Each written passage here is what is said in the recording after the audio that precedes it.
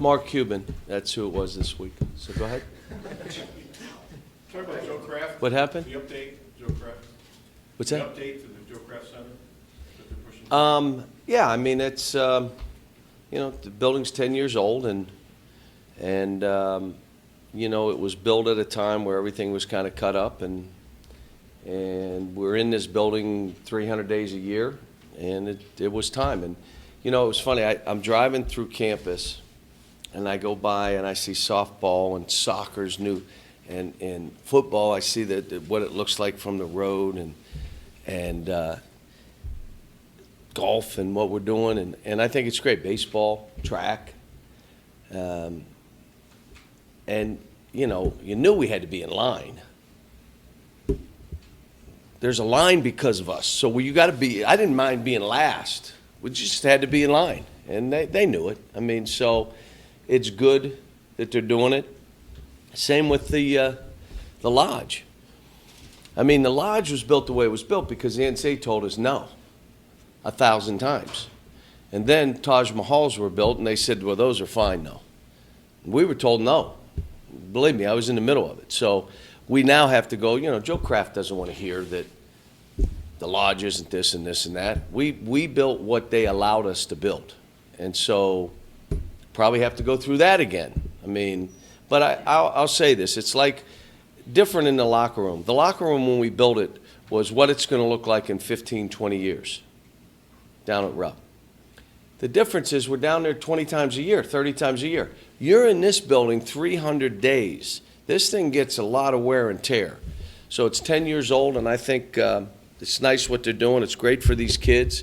They're here. They're working. They deserve it to feel good.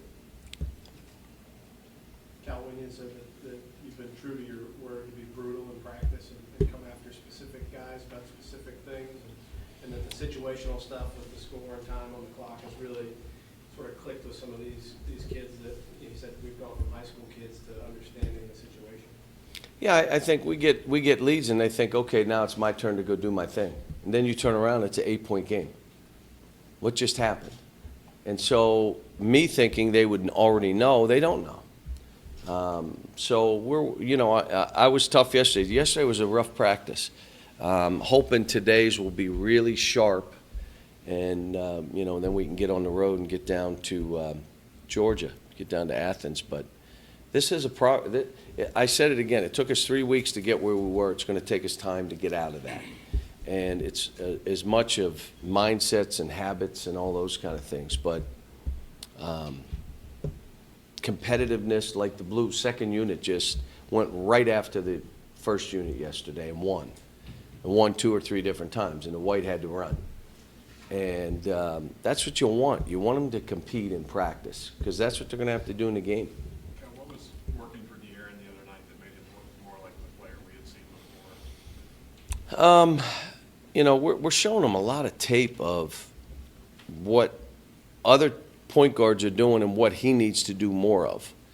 But the other thing is, if you watched him defensively, we're seeing a guy at the top of the defense clapping and getting down, which makes the rest of you, it's contagious. And then playing like this is contagious too. Now they're looking at that. What am I going to get in the stance and really go? And guy up front. So he really starting defensively. And then he's making good decisions, when to go and when to pull it out.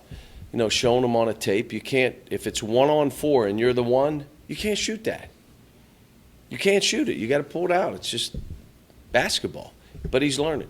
What point guards are you showing him? What point guards? They were just different games. Like, here's what other point guards did to this team. So look, you can do this. What can you tell us about the under-19 team you're going to coach? Or can you talk about it? USA Basketball called to tell me they were interested in me coaching it, and I told them, great, I'd be interested. But until they announce something, there's nothing to be announced. So, John, we haven't seen much of Sasha. We haven't heard from him in a little while. Can you give us a little progress? Still working. He's trying, and guys are ahead of him right now, and it's a hard deal. Now you got to fight your way through practice to get ahead because you're not going to get in the game before a guy that's beating you in practice. It just doesn't work that way. So he's a little bit behind, but I've had some individual meetings with him, talked to him, like he said, I understood coming here that this was going to be hard, so I got to work through it. Okay, yeah, you had several sequences the other night, really impressive ball movement, guys passing up shots to get somebody even Yep. more open. Was there Yep. one that really made you happy or stood out to you? Well, there's about 8 of them, and the one where Dom maybe got the shot in the corner in front of their bench was a big one. But look, we now got to do that man or zone. You play the same way. You're pushing it, you're driving it, and you're moving. But it's not just ball movement, because if you're moving the ball and people aren't moving, then you're going to play against the zone, whether they're man or zone. So the ball's got to move, and if it's zone, it's more shallow cuts than fully through cuts. And you know, we got some stuff we're working on to just continue to get them to have that mindset. But if we don't teach it, if we don't talk about it, if we don't emphasize it, they are not going to do it. They're 19 years old. They're just not. When you said during practice that you've been setting up drills where you put time on the clock, you have a lead, trying to continue with that lead, how have they been receiving? Good. Good. The situational work has been good for them.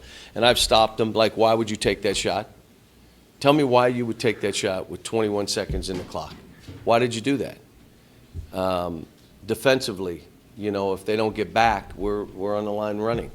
I'm just holding them accountable. I mean, this is, you know, we're down to 5 games, and then we get into our league tournament, and then you get into the NCAA tournament, and you got to be in a this is who we are. And we're still not there yet, but we're getting closer. Can you comment on the chemistry between De'Aaron and Malik? When you recruited them, is this how you pictured them complementing each other in the backcourt as a tandem? Yeah, I did. And I thought they, you know, with Isaiah here, they both could play off of, all 3 of them could play off of each other. I knew that Dom and Michael would add something to how they play and what they add to those 2. But, you know, again, this is, you know, why this works here is because they all recruit each other to come here. That's why this works. So now that means they liked each other before they got here. You know, that's the beginning. Plus, none of them were promised any minutes, shots, starting positions. None of that was promised to any of them. So now they know they're on equal footing. Let's go, let's work, let's see where we are. And they all know each other. This isn't 20 years ago where you knew your people from your area. You know, the AAU stuff and the national games and how they do this, they all know each other from 12 years old until they go to college. 8-year-olds till they go to college, I should say. Wyndham also said that you've had he and Derek going against each other in practice more since you started this reboot.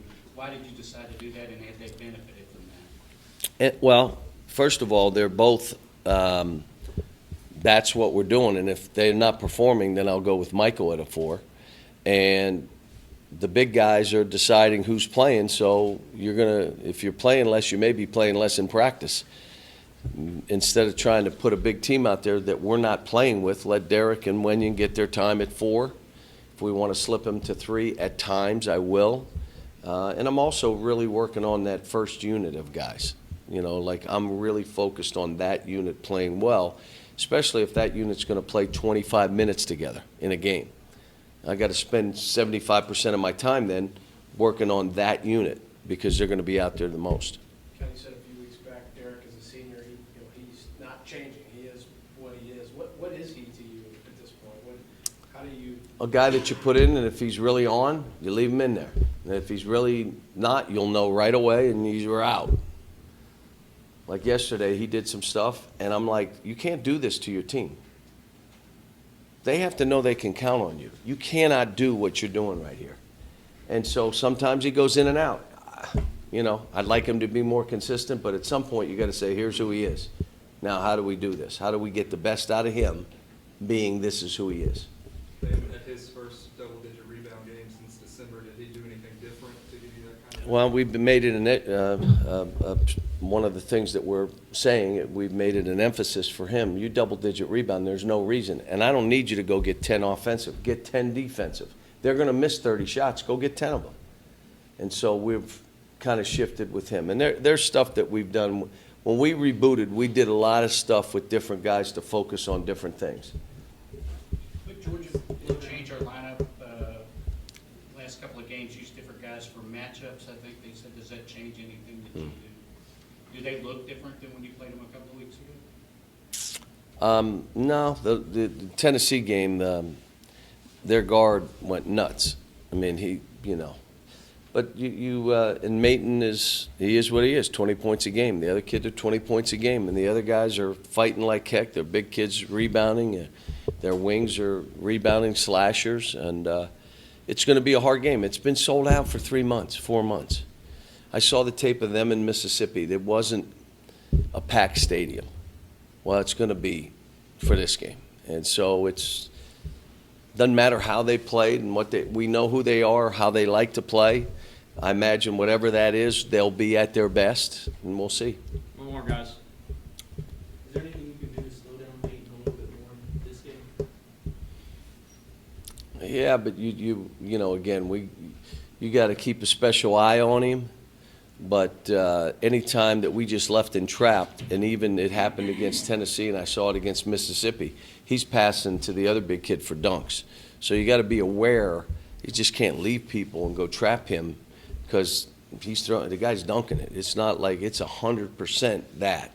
So, but we'll see. Thanks, guys.